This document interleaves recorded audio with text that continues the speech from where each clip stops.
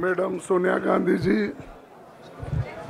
राहुल गांधी जी, प्रियंका गांधी जी और इस मंच पे बैठे हुए हमारे पार्टी के सभी नेतागण, आज जो देश में चुनाव के रिजल्ट आए हैं, ये मैं तो पहले कहूँगा, ये जो रिजल्ट है जनता की रिजल्ट है और ये जनता की जीत है और लोकतंत्र की जीत है।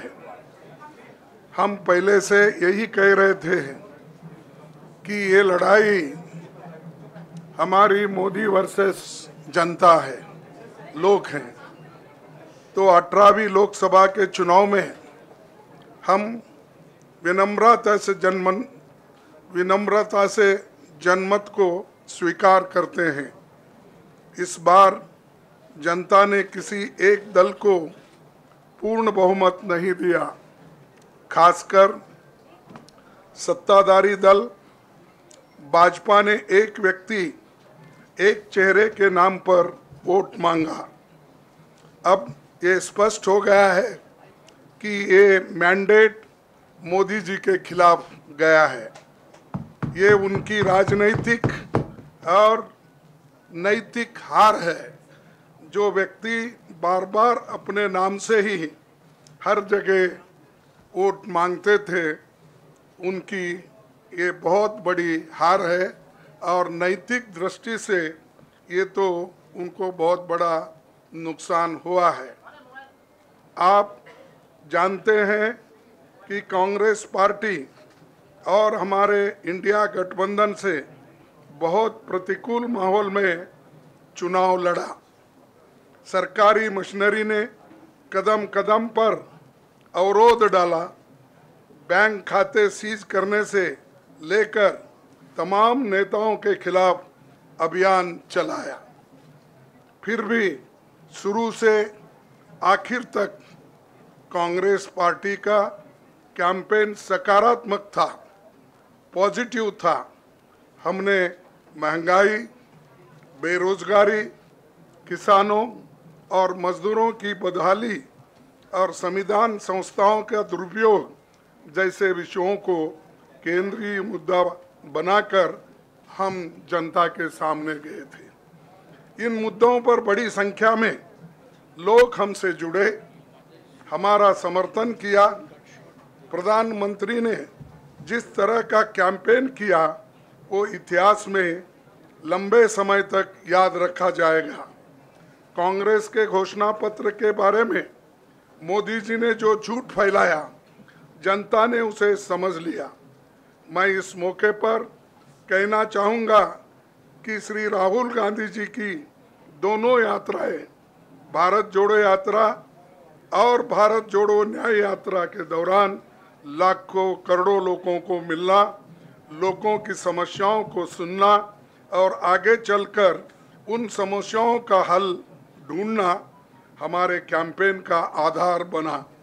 हमने इसी को 5 न्याय और 25 गारंटी का नाम दिया और इसी के आधार पर हमने गारंटी कार्ड बनाया। हमारे कार्यकर्ता उसे लेकर घर घर पहुँचे और लोगों को संपर्क करें। इसके अलावा जो एक महत्वपूर्ण बात है वो भाजपा नेतृत्व की अहंकार की वजह से हुई। उन्होंने धीरे धीरे सारे संवैधानिक संस्थाओं के ऊपर गैर कानूनी तरीके से कब्जा करने की कोशिश की। फिर इनका उपयोग विरोधी दल के खिलाफ करने लगे। जो दब गया उसे दबा के अपने तरफ लिया, जो नहीं दबे उसकी पार्टी को तोड़ दिया, नहीं तो फिर जेल में डाल दिया। लोगों को ये विश्वास हो गया था कि मोदी जी को एक मौका और मिला तो अगला हमला संविधान पर सीधा होगा और लोकतंत्र पर होगा। इसीलिए लोगों को इसके प्रमाण नए संसद सत्र के साथ ही दिखेंगे। खुशी इस बात की है कि भाजपा इस षड्यंत्र में अब सफल नहीं हो पाएगी। मैं इस अवसर पर सीपीपी चेयरपर्सन श्रीमती सोनिया गांधी जी, हमारे लोकप्रिय नेता राहुल गांधी जी, प्रियंका गांधी जी का विशेष मैं धन्यवाद करना चाहता हूं।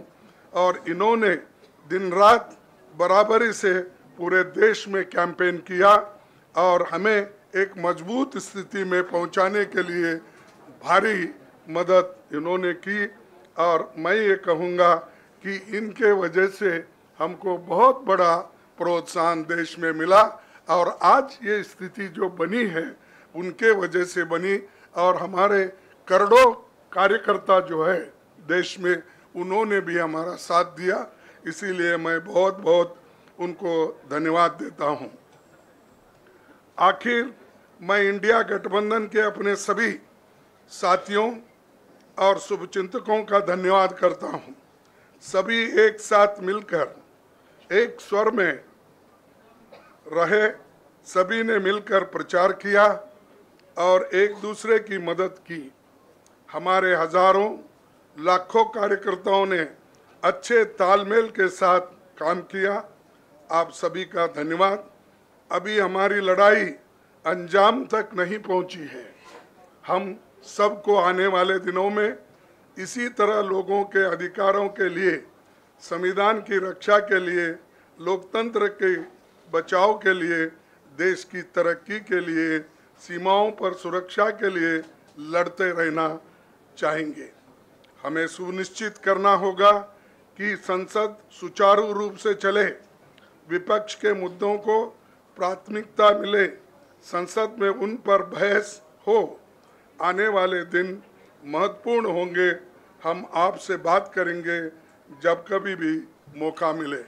आप सभी को मेरा धन्यवाद और आपका साथ भी हमको रहा और हमने चुनाव में भी जहाँ हमको जितना हो सकता है वो साथ आपने दिया, इसलिए आप सभी को भी मैं धन्यवाद करता हूँ और सभी को नमस्कार।